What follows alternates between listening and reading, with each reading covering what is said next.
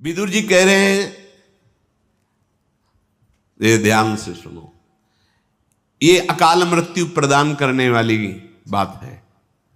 जो हरणम च परश्वानाम परदाराभिमर्शनम सुहृदश्च परित्यागस त्रयो दोषा क्षयावह। आयु नष्ट हो जाती। मान लो आपकी 80 वर्ष की आयु निश्चित की गई, अब आपने ऐसे आचरण शुरू कर दिए तो आपकी आयु नष्ट होना प्रारंभ हो जाएगी, आप अकाल मृत्यु के शिकार हो जाएंगे। क्या? दूसरे की स्त्री को फुसला करके विश्वासघात, मान लो उसके पति से मित्रता की, बड़ा विश्वास दिलाया और उसकी स्त्री का दुर्वासना का खेल, अब आपकी आयु नष्ट होगी। देख लो, इतिहास साक्षी है, नष्ट होना पड़ा। आप क्या चीज हो? जो बड़े बड़े तपस्या से के धनी थे, रावण आदि, विनाश हो गया। कुंभकर्ण जब जगा तब यही कहा, तेरी बुद्धि नष्ट हो गई, जब तू हरण करके लाया था उसके पहले क्यों नहीं पूछा? ये कृत्य तेरे पूरे वंश का विनाश कर देगा। पर ठीक है, तूने मुझे जगाया है तो मैं देखूंगा, पर ये निश्चित बताता हूं, तूने अच्छा नहीं किया, तेरा सर्वनाश निश्चित है। कुंभकर्ण ने उपदेश किया था तो रावण ने कहा, तुम्हें इसलिए नहीं जगाया कि तुम्हें प्रवचन करो, युद्ध करो जाके। ये कार्य आपकी आयु का, श्री का नाश कर देगा, वैभव का नाश कर देगा। आपको अभी लगता है कि नहीं, कहाँ नाश हुआ, मनमानी कर, आने दो, बीज बो गया है, थोड़ा अंकुरित होने दो, फिर तुम्हें खुद पता चल जाएगा। सबसे प्रार्थना है, कानून कानून है, नहीं खुल रहा है तो तुम्हें लग रहा है कि कोई नहीं जा, जिस दिन उसका फल आएगा तो उस दिन हो सकता है आपने वो कार्य ना किया हो जिसमें फंस रहे हो, पर भरपूर दंड मिलेगा आपको, क्योंकि जो जाना नहीं है वही कर्म इस समय ना होने पर भी वो दंड आपको भोगना पड़ेगा। ये बहुत ध्यान से, इसलिए हम रुक के बोल रहे हैं। विदुर जी महाराज साक्षात त्रिभुवन के न्यायाधीश हैं। धर्म, पापियों के लिए यम और धर्मात्माओं के लिए धर्म, यही त्रिभुवन का न्याय करते हैं। ये न्याय विभाग है, जैसे धन विभाग कुबेर जी, जल विभाग वरुण देव जी, वायु विभाग अग्नि विभाग, ऐसे ही ये न्याय विभाग है हमारे त्रिभुवन का। उसके अधिपति हैं धर्मराज स्वयं। वो स्वयं विदुर जी के रूप में मांडव ऋषि के शाप से स्वयं पधारे हुए निर्णय कर रहे। अकाल मृत्यु, आयु का अपहरण, जो मित्र बनाया, विश्वास दिलाया और उसकी स्त्री के साथ, या स्त्री अपने पति पर विश्वास जताकर दूसरे पुरुष से, तो ये मजाक मत समझना कि अरे सब ऐसे नहीं। पति वंचक पर पति रति करई, रो रो नरक कल्प सत परई। बड़ा सावधानी का विषय है। जैसा आपके भाग्य में संविधान है, गृहस्थी में शांत रहो, गंभीर रहो। ये कुछ नहीं है इधर उधर रूप रंग देखकर जो मनमानी आचरण, ये तुम्हारी आयु को, तुम्हारी श्री को नष्ट कर देंगे।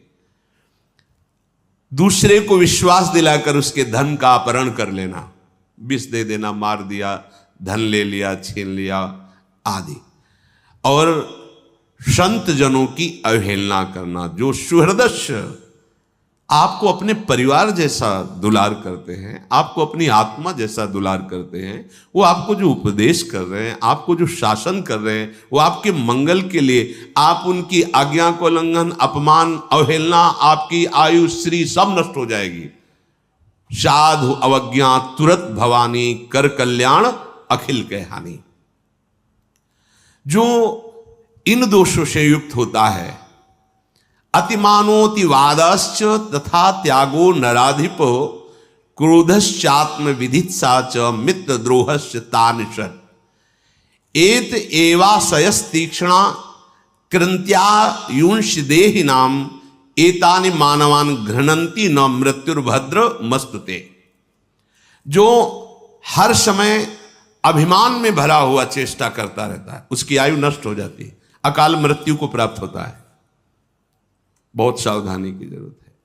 हर समय जो अभिमान में भरा हुआ है और हर समय कटु वचन बोलता हुआ अधिक बोलता ही रहता है, जिसमें विषयों के त्याग का बिल्कुल अभाव है, मतलब घोर विषयी है, और जो क्रोध करके ही व्यवहार करता है, जरा सी बात हुई, जो केवल अपनी जवान अपनी जनेंद्री पेट के पालने में ही चिंतित है, कैसे भोगूं, कैसे पाऊं, चाहे वो मांस खाना पड़े, चाहे वो कुछ भी, कैसा भी।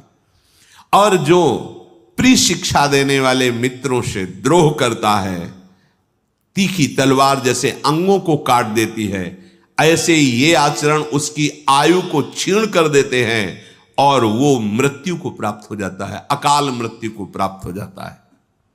अत्यंत अभिमान में भरे रहना, बहुत गलत सलत वाणी से बोलते रहना, बिल्कुल विषयों के त्याग का अभाव, अर्थात घोर विषयी, घोर क्रोधी, जो जवान और जनेंद्री, रसेंद्री और जनेंद्री का ही लंपट है, जो उत्तम शिक्षा देने वाले मित्रों से द्रोह करता है, तो जैसे तीखी तलवार अंगों को काट देती है, ऐसे ये आचरण उसकी आयु को नष्ट कर देते हैं, वो अकाल मृत्यु को प्राप्त होता है।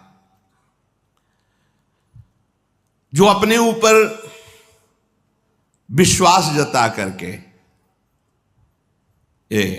विश्वस्तस्य येति यो दारान यस्यापि गुरु तल्पगा, उसको मित्र बनाता है, बड़ा विश्वास दिलाता है और फिर उसकी स्त्री के साथ समागम करता है।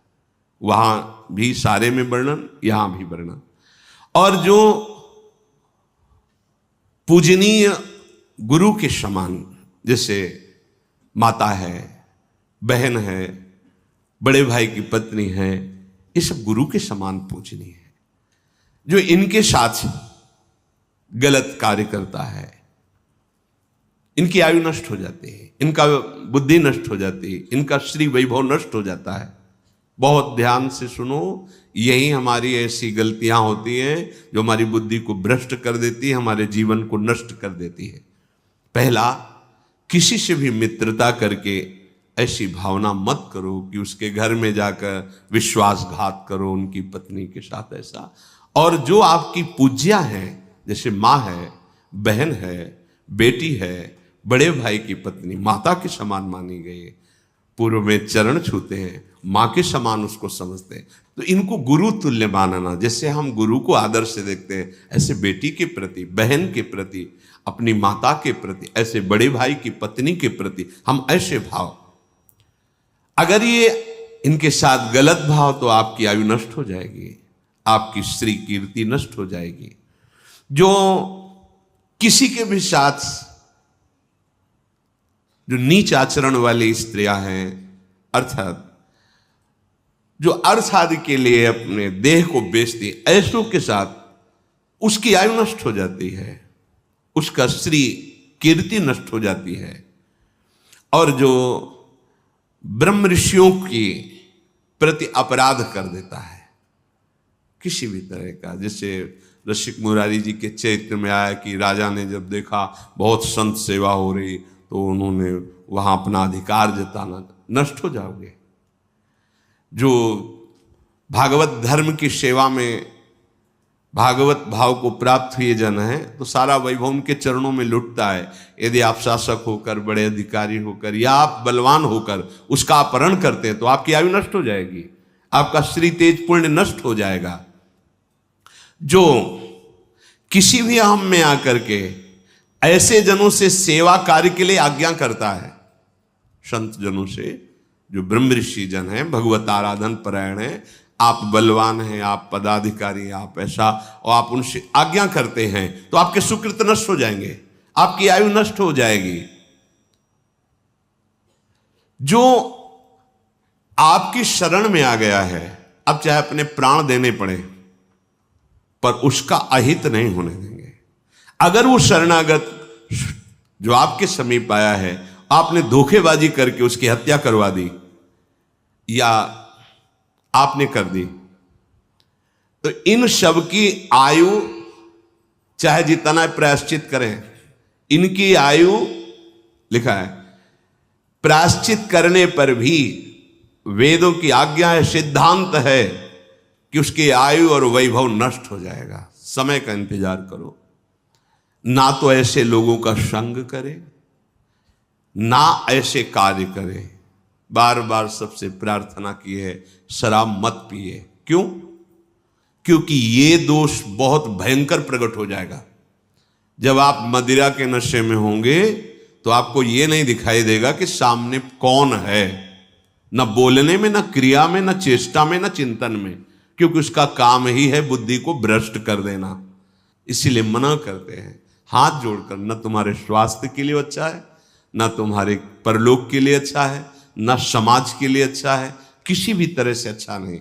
मदिरापान करना, परिस्त्री गमन करना, अभिमान भरी चेष्टा करना, अधिक गाली आदि बोलते रहना और विषयों में खूब अनुराग रखना, अर्थात विषयों का त्यागी ना होना, हर समय क्रोध नाक में रखे रहना, अपने रसेंद्री और जनेंद्री के ही भोग का केवल चिंतन करना, मित्र द्रोह अर्थात अपने मित्र पर विश्वास दिलाकर उसकी स्त्री के साथ समागम करना, और जो गुरु के समान पूज्य हैं उनके साथ ऐसी वृत्ति रखना, जो शरीर को बेचते हैं अर्थात उनके साथ समागम करना, जो ब्रह्म ऋषियों की जीविका को नष्ट कर देना, जो संत महात्मा इनसे आदेश पूर्वक सेवा करवाना, जो शरणागत की हिंसा करवा देना या हिंसा कर देना, इनकी आयु श्री ये नष्ट हो जाती है और वो अकाल मृत्यु को प्राप्त होते हैं।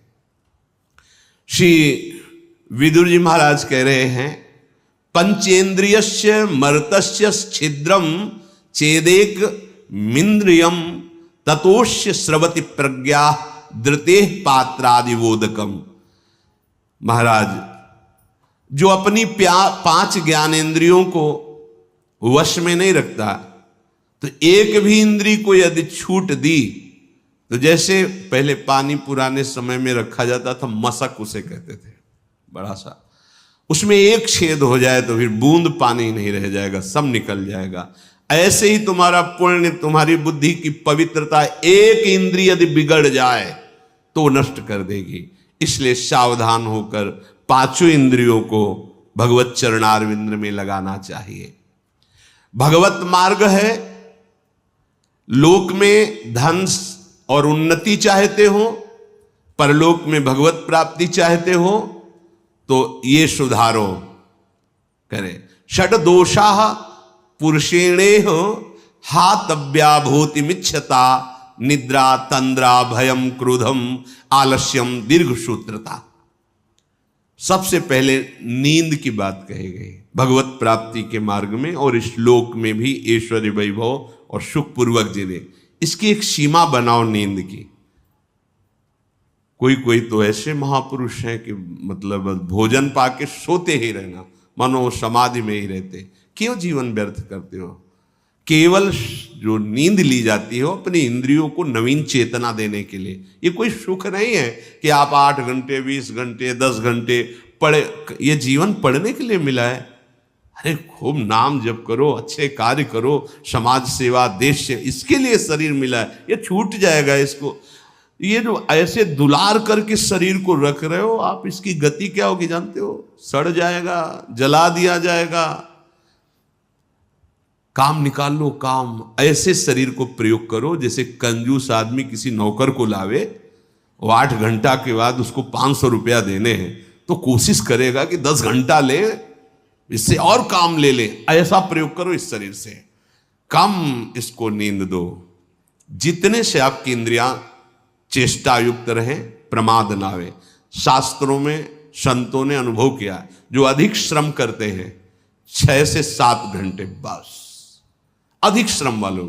साधकों के लिए तो 5 घंटे बहुत पर्याप्त है, और उत्तम साधकों के लिए 3 घंटे। और जब भजन में वृत्ति तदाकार होने लगती तो तमोगुण का नाश हो जाता है।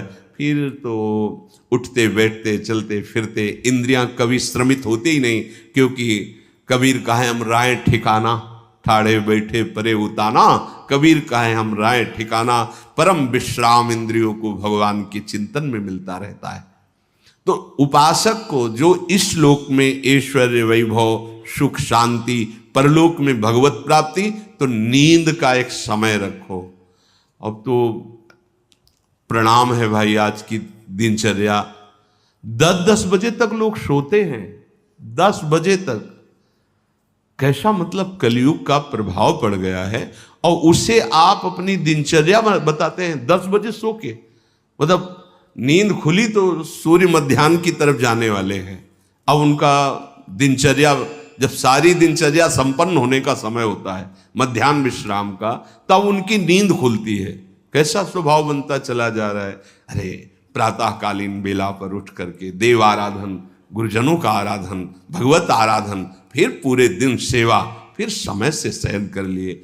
सेवा करने वाले जो लौकिक सेवाओं में हैं 7 घंटे, 6 से 7 घंटे बहुत पर्याप्त है, इसके आगे नहीं। भागवतिक सेवाओं में जो है 5 से 6 घंटे, और जो उत्तम साधक है बस 3-4 घंटे, इससे ज्यादा नहीं। अगर इससे ज्यादा तो फिर आप प्रमाद कर रहे हैं। दूसरी बात, तंद्रा, अब बार बार जमुआई ले रहे हैं। अब एक समय सो लिया बस ठीक है, अब ज्यादा ऐसे कब माला छूट गया पता नहीं। हाँ माला चल रहा है, माला छूट रहा है, ऐसी साधना नहीं होती। ठीक से बैठो, पानी पास में रख लो, ऐसी स्थिति आवे चेतना जागृत करो, अभ्यास कर लो। फिर तो अब अगर मनाओ भी ना कि आ जाए नींद फिर वो कहती पहले हमें बहुत तुम परेशान क्यों, हम तुम्हें परेशान करेंगे, अब आएंगे ही नहीं। ना भाई, राधा राधा राधा, इसको एक बार आप कब्जे में करो तो फिर ये नाराज हो जाती है, नींद नहीं आएंगे, पड़े रहो तो अपने को तो अच्छा है, तुम मत आओ राधा राधा राधा राधा राधा। हाँ, तंद्रा, इससे बचो, ये सत्संग में भी आपको परेशान कर देगी, माला जपने में परेशान कर देगी। बिल्कुल बिल्कुल, ये बहुत, चाहे जितना सो, ये बहुत बड़ा दोष है। अगर आप स्वस्थ हैं तो मेरुदंड सीधी रखें, दोष बिल्कुल नहीं होगा। और वैसे झुक के, वैसे मतलब जैसे बूढ़े लोग बैठते हैं, और कुर्सी में, सब स्वस्थ है लेकिन कुर्सी में बैठना है। अरे काहे को बैठे हो कुर्सी में, ये शरीर किस काम का। वृद्ध हो, तुम्हारी टांग टूट गई है, तुम्हें दर्द हो रहा है, वो तो बैठ जाओ। अब नहीं हो तो इतना क्यों खाते हो, इतना बड़ा पेट कर लिए कि आपको कुर्सी में बैठना पड़े। हम जमीन में बैठो, नीचे बैठकर भगवत चर्चा सुनो, स्वस्थ है, भगवत चिंतन में, भजन में कुर्सी की जरूरत। अरे भाई होश में रहो, दैन्य भाव धारण। अगर आपको शरीर अस्वस्थता नहीं है, बोले टांगों में दर्द होता है, क्यों इतना वजन बढ़ा रहे हो, भजन बढ़ाओ। हाँ मतलब मूंग की दाल है, रोटी, घिया की सब्जी, अभी देखो सब गैस खत्म हो जाएगी। जो चीजें पेट को, लीवर को खराब कर रहे हैं वो जमा है, पर ठूस ठूस के खाना है तो चर्बी पेट की चौड़ी होती चली जा रही है। अब ऐसे बैठेंगे तो वजन बढ़े, और वो परेशानी। कुर्सी में, दीवार में, एक दीक्षा ले आए, पहले उनके लिए कुर्सी लगे, क्यों भैया, बोले थोड़ा शरीर भारी, नीचे नहीं बैठना। नहीं, मंत्र लेने आए उनके लिए, पोसा नीचे बैठो, तुम्हारा हाथ पैर टूटा है, बोले नहीं हमका नीचे बैठो, मंत्र ले, नीचे बैठो। शिष्य बनने आए, पहले उनके लिए आसन लगाओ। अब गुरुजी मंत्र दे रहे हो से, हाँ ये शिष्यता है। अरे भैया यहाँ तो बहुत, इसीलिए ये जो तंद्रा है इस पर सावधान रहो। आप ये समझो कि आपको जो समय मिला बड़ा दिव्य है, और ये तंद्रा आपको परेशान कर देगी। बिल्कुल सावधान। ये जो आपकी गांठों में दर्द होता है, आप वायु रोग जो हो गया है, अपच के कारण होता है। आप ऐसे वायु बढ़ाने वाले पदार्थ पाते हैं, आपको उसका ज्ञान है नहीं, तो वायु बढ़ती चली जाती है, चर्बी बढ़ती चली जाती। काहे को इतना परेशान। सीधे सरल भोजन पाओ, सात्विक भाव पाओ, अल्पाहार करो और थोड़ा चलो, व्यायाम करो, तो आप इन दोषों से बच जाएंगे। मानिए बात। अब यहां से ठसाठस भरता चला जा रहा है, समय से जो नित्य क्रिया शौच आदि वो हो नहीं रही है, क्योंकि पानी पर्याप्त नहीं जा रहा, व्यायाम नहीं हो रहा, उचित आहार नहीं जा रहा है, तो अब फिर होगा क्या, फिर यही परेशानी आएंगी। तो भगवत मार्ग क्या, लौकिक सेवाएं भी आपसे नहीं हो पाएंगी। विदुर जी महाराज कह रहे कि तंद्रा को वश में करे और डर कभी ना अपने अंदर आने दे। हर समय हमारे साथ भगवान है। अगर हमारे विधान में चोट लिखी है, दंड लिखा है, तो लाखों लोग साथों हो जाएगा। अगर नहीं है तो कोई नहीं कर सकता। भगवान सर्व सामर्थ्यशाली हमारे साथ है, डर नहीं। निद्रा, तंद्रा, भयम और क्रोध है। क्रोध हमारे तप को, भजन को, पुण्य को नष्ट करता है। इससे किसी का लाभ नहीं, न सामने वाले का है ना अपना लाभ है। क्रोध थोड़ा बहुत, अरे ऐसा लगता है कि भगवान मतलब यही क्रोध रखा है। क्रोध से किसी को लाभ नहीं मिलता। अगर कोई सोचे कि क्रोध से सुधार होता है तो हमें लगता है क्रोध से सुधार नहीं होता। हाँ, शासन और क्रोध में अंतर है।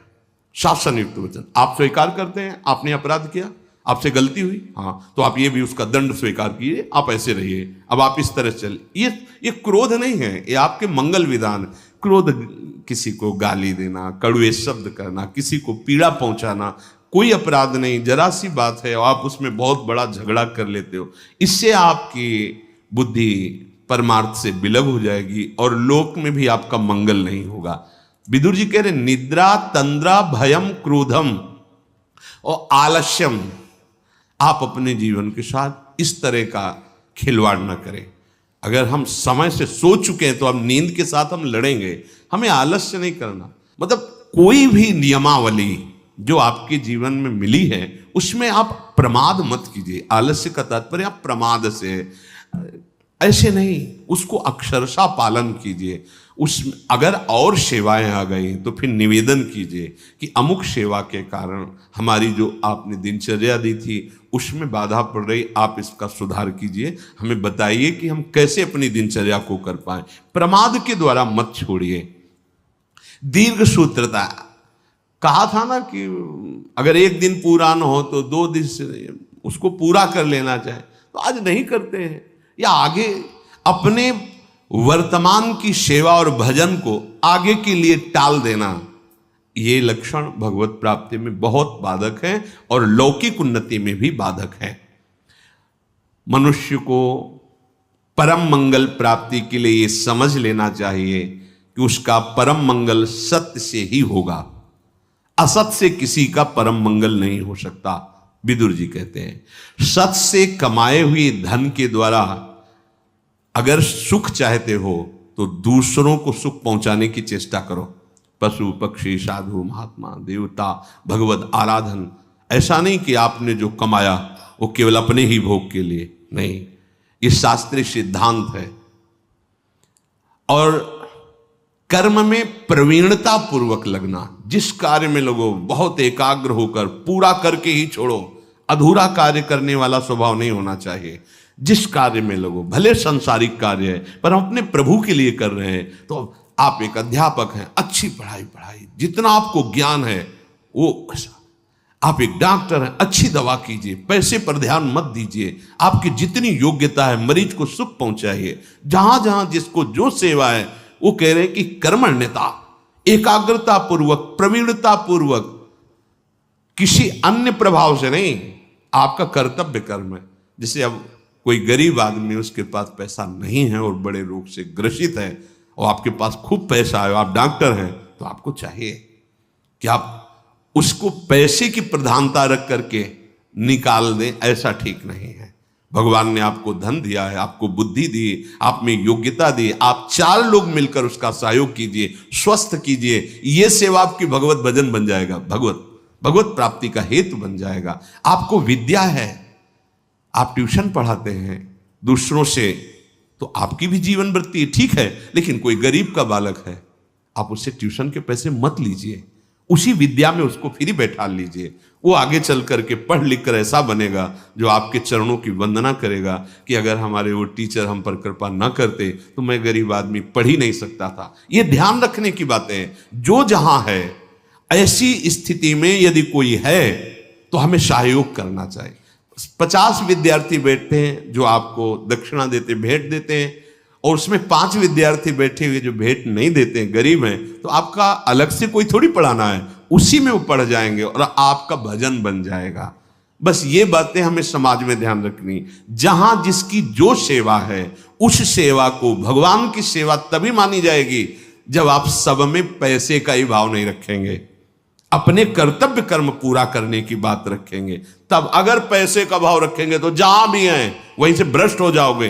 कोई भी पद स्थायी नहीं है, कोई भी शरीर स्थायी नहीं है, कोई भी सुख स्थायी नहीं। गर्व मत करो। गर्व करके, अभिमान करके यदि आपने कभी अधर्माचरण किया तो वह अधर्माचरण ही आपके शरीर को, आपके पद को, आपकी व्यवस्था को भंग कर देगा। देख लेना एक दिन, और आपका पद, आपका शरीर, आपकी व्यवस्था किसी गिरे हुए को उठाने के काम में आ गई तो आप उससे ज्यादा चमकने लगोगे, आप उससे प्रकाशित हो जाओगे। ऐसा धर्म स्वरूप विदुर जी का कथन शेष चर्चा आगे। श्री राधा वल्लभ लाल।